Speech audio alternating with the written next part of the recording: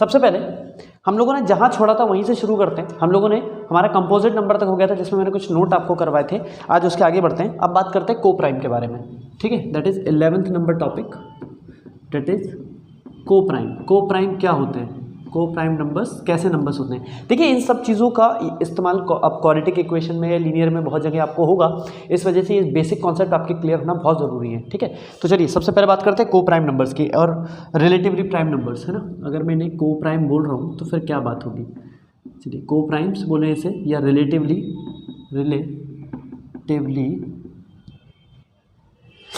Prime number, ठीक है।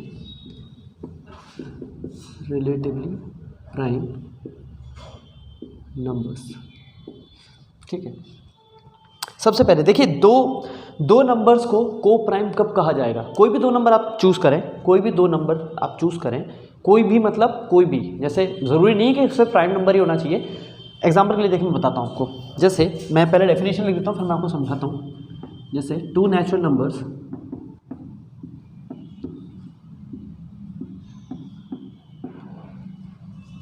Numbers are coprime. देखिए नेचुरल नंबर लिखा है वहाँ पे, है ना। Two natural numbers are coprime if their HCF is 1, if HCF is 1। कल प्राइम के लिए मैंने आपको बताया था कि prime numbers are those number which have two factors, that is 1 and itself, है ना। कोई भी प्राइम नंबर कब कहलाता है, जब उसके सिर्फ दो फैक्टर हो। कौन कौन से, एक तो 1 होना चाहिए और एक खुद से डिवाइड हो जाए, मतलब वो नंबर 1 से भी डिवाइड हो और खुद से भी डिवाइड हो जाए, तो ऐसे नंबर को हम क्या बोलते हैं, प्राइम नंबर बोलते हैं। अब को प्राइम नंबर कैसे हैं, को प्राइम नंबर आर दोस्त नंबर बेसिकली नेचुरल नंबर, कोई भी दो नंबर आपने उठाए, उन दोनों को आप को प्राइम कब कहेंगे, जब उनका HCF कितना आ जाए, 1 आ जाए। एग्जाम्पल के लिए अगर मैं लिखता हूँ यहाँ पे, जैसे मैंने लिखा 1,2, ठीक है। इफ आई राइट हियर 1,2, ठीक है। और एग्जाम्पल लिख सकते हैं 1,3, 3,4, 5,6 ETC, ठीक है, etcetera.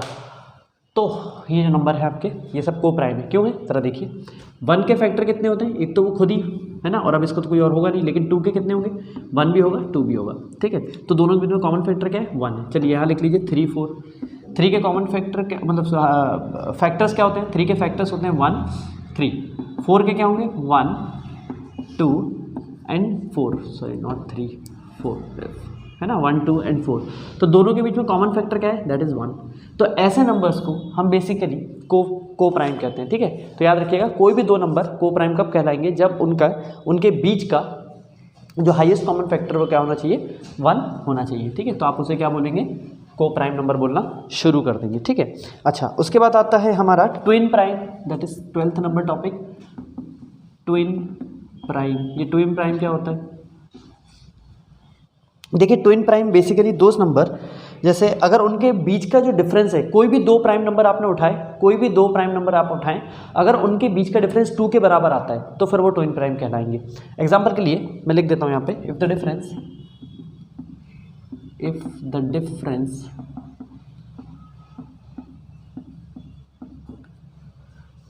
Difference between two prime numbers, between two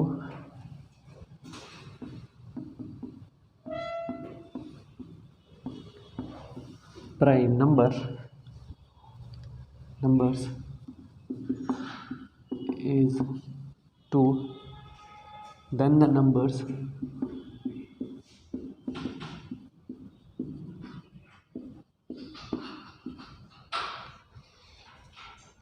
are twin prime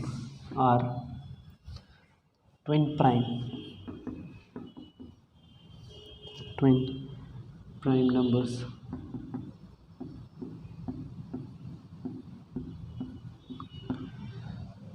ठीक है, एग्जाम्पल के लिए जैसे मान लीजिए मैंने 3 और 5 लिखा, 3,5 लिखा, ठीक है।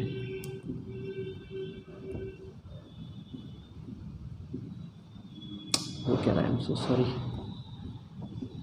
ठीक है। फिर हम लिख सकते हैं 5, 7 है ना, ये दोनों में क्या है आपस में, इन दोनों के बीच का डिफरेंस। देखिए 3 भी प्राइम है, 5 भी प्राइम है, 5 और 7 भी प्राइम है, ठीक है। फिर आप लिख सकते हैं 11, 13, ये दोनों भी प्राइम नंबर है। आप ज़रा देखें इन दोनों के बीच में डिफरेंस 2 का है, 2 का और 2 का, तो इनको हम क्या बोलेंगे, ट्विन प्राइम नंबर बोलेंगे, है ना। तो याद रखें twin prime number are those number whose having a difference between 2 number is 2, है ना। दो कोई भी प्राइम नंबर आप उठाएं, अगर उनके बीच का डिफरेंस 2 के बराबर आता है तो आप उन्हें ट्विन प्राइम कहेंगे, ठीक है। चलिए आगे बढ़ते हैं।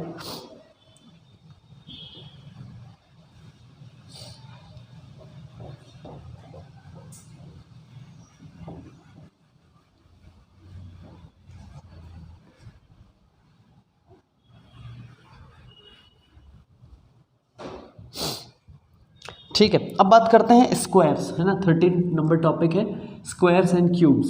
Squares and cubes. देखिए आप एक बात याद रखें, स्क्वायर्स आप कम से कम 20 तक, मिनिमम आप अप टू 20 स्क्वायर्स याद रखें, up to 20 squares and cubes, वो भी क्यूब्स नॉट क्यूबर, ठीक है, क्यूब्स। ये भी कहाँ तक, ये भी आप 20 तक याद रखें। हाँ, स्क्वायर रूट कहाँ तक याद रखना है आपको, स्क्वायर, अगर आप निमसेट के लिए तैयारी कर रहे हैं या IIT JEE के लिए भी तैयारी कर रहे हैं तो आप स्क्वायर रूट मिनिमम 10 तक तो याद रखें, ठीक है। जैसे अगर मैं √2 की वैल्यू लिखता हूँ, ठीक है, if I write two √2 that is 1.41, √3 होगा हमारा 1.732, है ना, आगे लिखने की जरूरत नहीं है। √4 तो आपको पता ही है, √5 लिख लीजिए, √5 हो जाएगा आपका कितना 2.24 समथिंग लाइक दैट, है ना। ऐसे कुछ करके वैल्यूज़ हैं, आप लोगों को याद रखना है, ठीक है। अच्छा, इसमें कुछ नोट होते हैं, नोट मतलब कुछ इंपॉर्टेंट इन्फॉर्मेशन है, उसको लिख लें आप लोग कि पहला square of a real number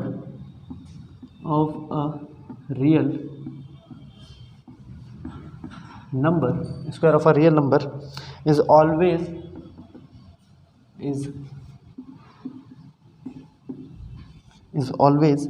non-negative,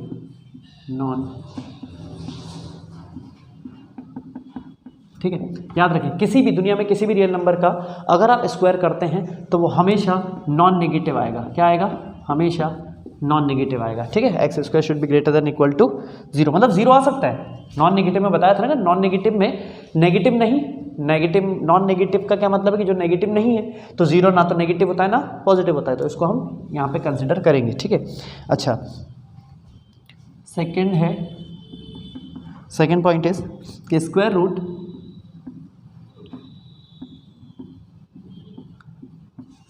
root of a positive number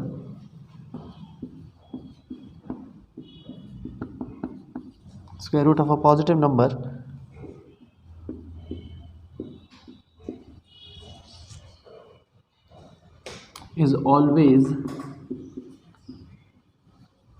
always positive,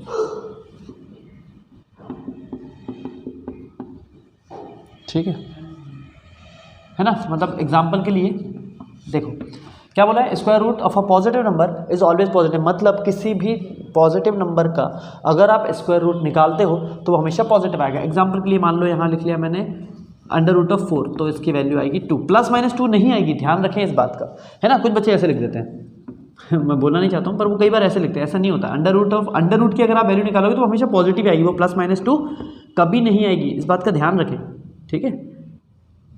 under root या फिर स्क्वायर रूट की अगर आप वैल्यू निकालते हैं, किसी भी पॉजिटिव नंबर की स्क्वायर रूट की वैल्यू निकालेंगे तो वो पॉजिटिव ही आएगी, आगे ± नहीं लगेगा, ठीक है।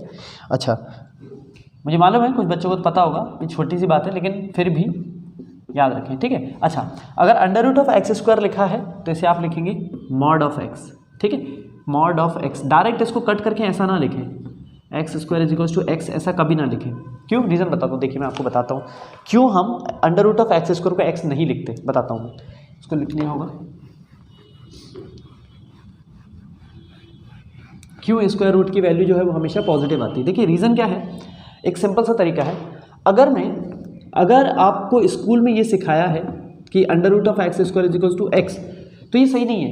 अगर आप खुद इसमें कुछ खुद से करके देखें, आप कुछ मत करें, x की जगह -2 डाल दो, x की जगह -2 वैल्यू डाल दीजिए, ठीक है।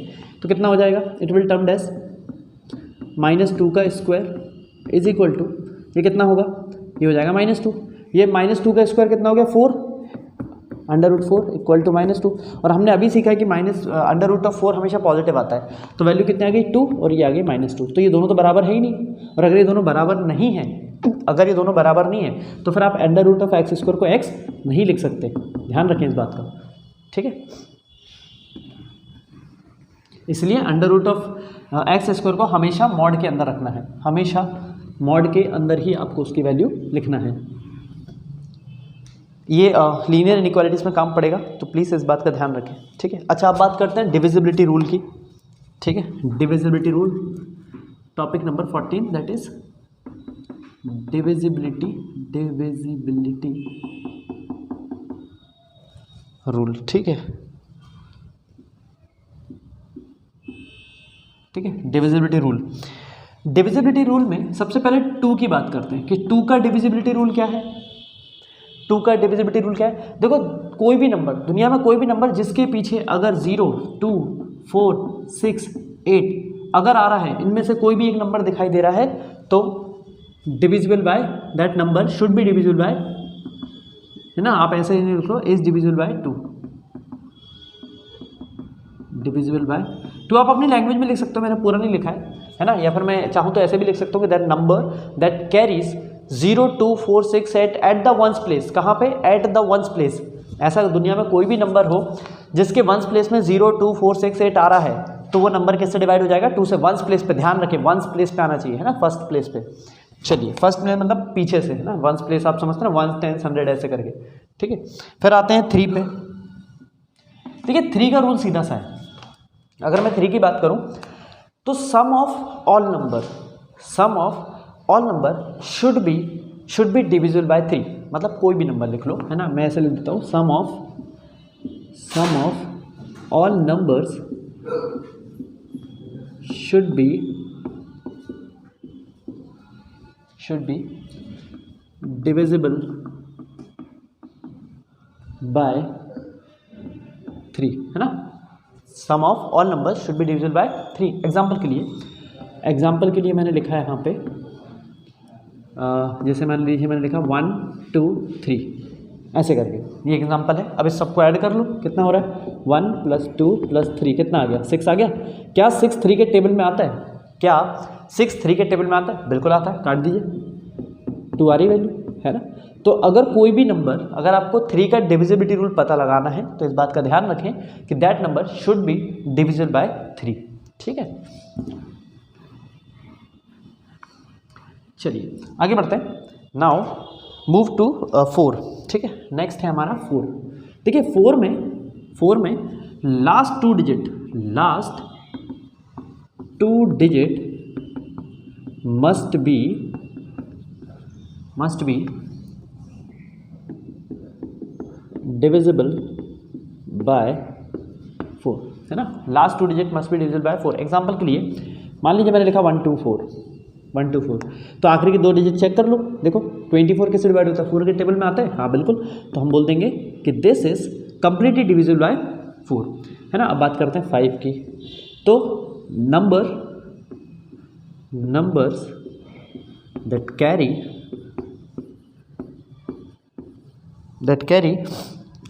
5 एट यूनिट प्लेस, है ना। ऐसे नंबर जिसके आखिरी में 5 है, यूनिट प्लेस पे कितना है, 5 है, यूनिट प्लेस पे होना चाहिए, है ना। नहीं तो आप 100 प्लेस पे देख रहे हो और फिर कुछ आ रहा है, मतलब आपने बोल दिया कि ये 513 दिख गया, 5 दिख रहा है तो डिवाइड हो जाए। हाँ, हमेशा ध्यान रखें इस बात का कि यहाँ पे ये जो यूनिट प्लेस है ना, यहाँ पे अगर 5 हो तो ही आप उसे 5 से डिवाइड कर सकते हैं, अदरवाइज नहीं कर पाएंगे, ठीक है। यूनिट प्लेस पे आपका 5 होना चाहिए, ठीक है।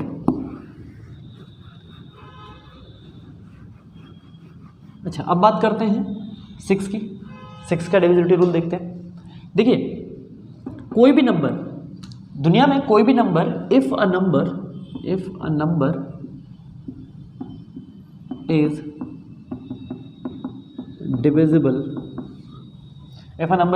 बाय 2 और 3, दुनिया में कोई भी नंबर अगर 2 और 3 ना, 2 और 3, सॉरी नॉट ओवर और, ठीक है, ये एंड आना चाहिए, ठीक है, एंड कंडीशन है, नॉट ऑप्शन, ऑप्शन नहीं है, कंडीशन है।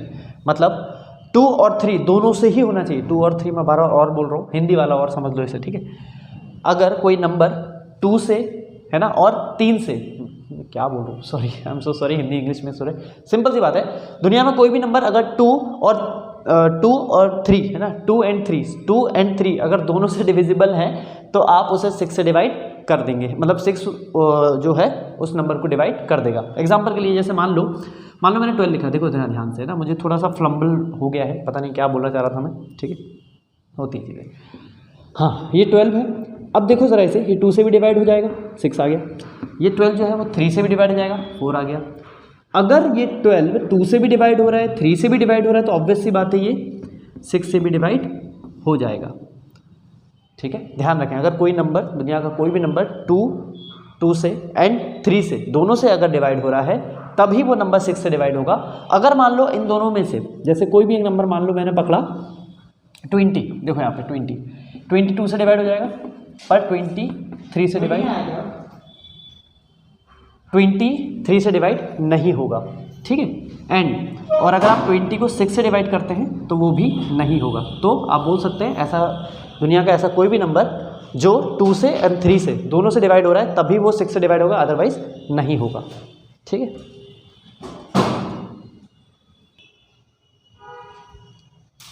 चलिए आगे बढ़ते हैं, अब बात करते हैं 7 की।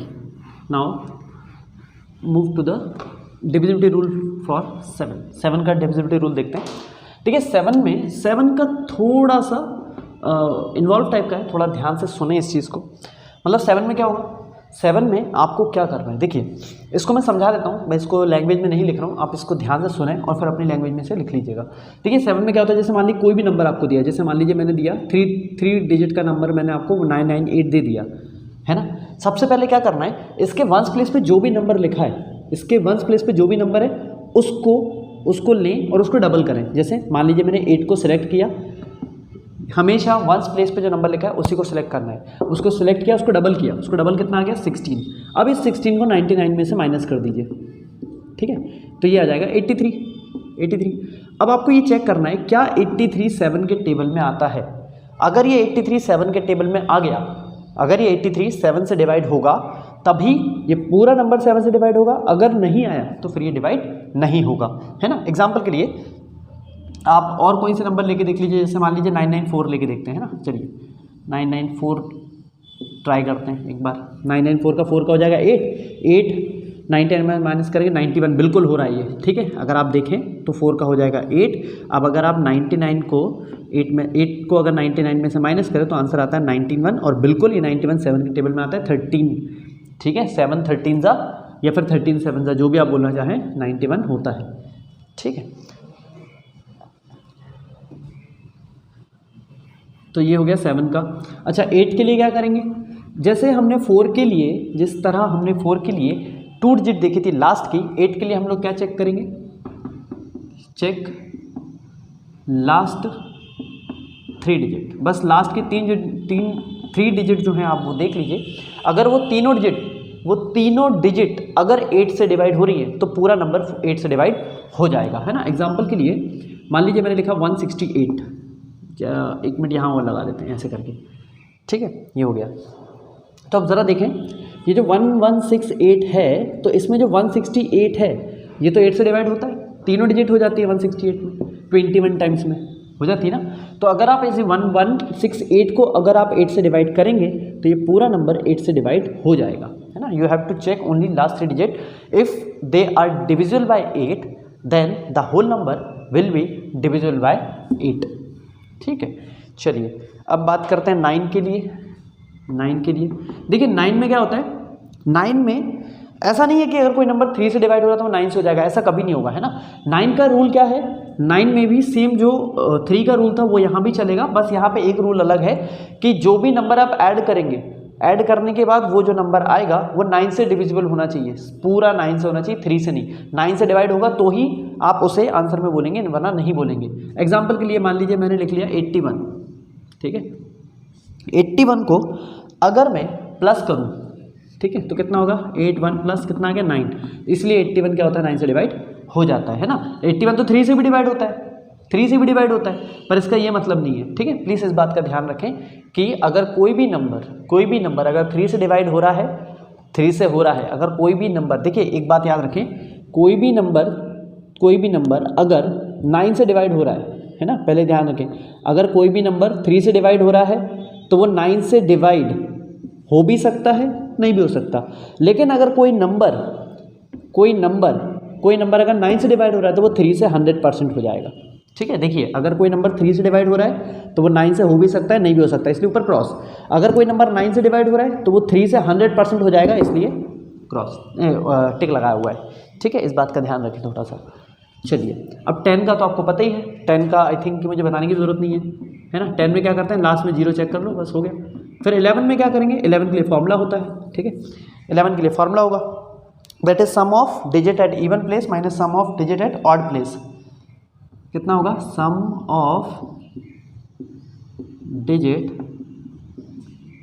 एट इवन प्लेस, ठीक है, sum of digit at even place minus sum of digit at odd place, ठीक है, शुड बी इक्वल टू 0, है ना। मतलब देखिए मैं आपको बताता हूँ, जैसे मान लीजिए एग्जाम्पल लिखा 0, मतलब यहाँ 0 भी हो सकता है, यहाँ 0 भी आ जाए, है ना, या फिर ऐसा कोई नंबर आ जाए जो 11 के टेबल में आता हो तो भी चल जाएगा, है ना। 0 तो आने चाहिए, बट मान लीजिए कि ऐसा कोई नंबर आ गया जो 11 के टेबल में आता है तो भी वो नंबर 11 से डिवाइड हो जाएगा। एग्जाम्पल के लिए मान लीजिए मैंने लिखा है यहाँ पे 1 2 3 4 5, कोई भी एक रैंडम नंबर उठा लिया, ठीक है। अब यहाँ क्या बोला, digit at even place minus digit at odd place, है ना। तो इवन प्लेस पे कौन कौन है ज़रा देखो, यहाँ से काउंट कर लो, first second third fourth fifth, ठीक है। तो इवन प्लेस पे कौन है, ये और ये दोनों को ऐड कर लो, 4 + 2, है ना, 4 + 2 माइनस 1 + 3 + 5, ये कितना हो गया, ये 6 हो गया, माइनस 1 + 3 4 4 + 9, ये तो -3 आ रहा है, तो -3 तो नहीं आता 7 के टेबल में, तो ये नंबर डिवाइड नहीं होगा। या तो आंसर 0 आ जाए, है ना, या तो 0 आ जाए answer. Sum of even place पे जो भी नंबर है उनको सम करने के बाद, और जो डिजिट ऑड प्लेस में उनको सम करने के बाद, आपस में माइनस करने के बाद या तो आंसर 0 आ जाए, या और मल्टीपल ऑफ 11 आ जाए। क्या आ जाए, मल्टीपल ऑफ 11, तो भी वो नंबर 11 से डिवाइड हो जाएगा। बस इतना ध्यान रखना है, ये सारे डिविजिबिलिटी रूल हैं जो कि आपको जब आप रीजनिंग और एप्टीट्यूड पढ़ेंगे वहाँ भी काम पड़ेगा, और यहाँ भी कहीं ना कहीं काम पड़ ही जाएगा, ठीक है। अगर आप निमसेट में हैं तो निमसेट में मैथमेटिक्स में कहीं ना कहीं ये ज़रूर काम पड़ेगा आपको, ठीक है।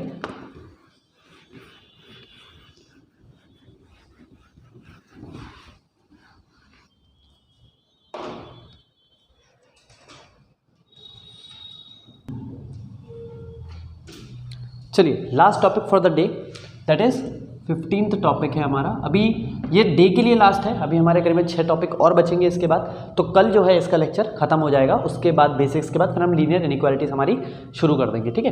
पहला लेक्चर जो है निमसेट का, जो बेसिक मैथमेटिक्स का पहला लेक्चर है, वो हम लोग शुरू कर देंगे, ठीक है। तो देखिए सबसे पहले यहाँ पे एक चीज़ है, that is LCF and LCM। आप सभी को आता होगा HCF एंड LCM निकालना, है ना। आई थिंक क्या आता होगा कि 2 नंबर हैं, कोई 2 नंबर दिए, अगर उनको HCF आपसे बोला जाए तो उनको क्या करेंगे आप, उनके HCF कैसे निकालेंगे, दोनों के फैक्टर निकालेंगे। फॉर एग्जांपल मान लीजिए मैं आपसे बोलता हूँ, मुझे मालूम है आपको पता होगा बट फिर भी मैं एक रिकॉल करवा रहा हूँ, ठीक है। तो HCF में मान लीजिए मैंने लिखा है यहाँ पे 12 और मैंने लिखा 6। मैंने आपसे बोला कि 12 और 6 का हाईएस्ट कॉमन फैक्टर बता दो, ठीक है। तो आप कैसे निकालेंगे, अगर आप 12 का HCF निकालते हैं तो 12 2 से करेंगे 6 आ जाएगा, 2 से करेंगे 3 आ जाएगा, 3 करेंगे 1 से आ जाएगा। मतलब 12 के फैक्टर कितने हो गए, वो गए 2 × 2 × 3, ठीक है। फिर 6 के निकालेंगे तो कितना हो जाएगा, ये 1 तो लिखने की ज़रूरत है नहीं, ठीक है। तो इसका कितना हो जाएगा 2 × 3, ठीक है। तो हाईएस्ट कॉमन फैक्टर क्या होगा, यहाँ से एक 2 आ जाएगा और यहाँ से एक 3 आ जाएगा, है ना। तो HCF कितना आ गया 2 × 3 दैट इज 6। तो हाईएस्ट कॉमन फैक्टर कितना है 6, ठीक है। LCM तो आपको पता ही है, मुझे बताने की ज़रूरत नहीं है, ठीक है। तो बात करते हैं, हम लोग बात करते हैं कि HCF एंड LCM का मुझे बताना क्या है आपको। मुझे आपको ये बताना है कि आप दुनिया में कोई भी नंबर उठाएं, आप दुनिया में कोई भी 2 नंबर उठाएं, उनका आप HCF निकाल लो, फिर उनका LCM निकाल लो, ठीक है।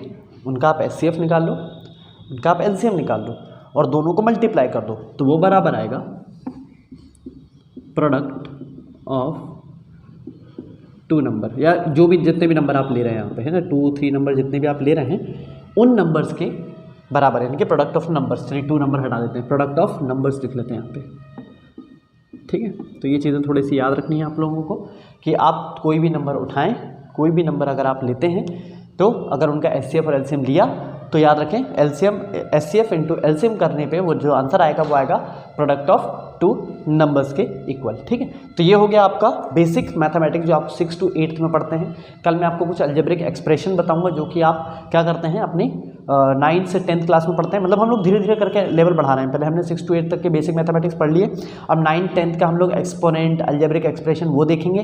देन हम लोग क्या करेंगे, हमारे निमसेट पे आ जाएंगे और फिर निमसेट के लेक्चर जो है वो शुरू हो जाएंगे।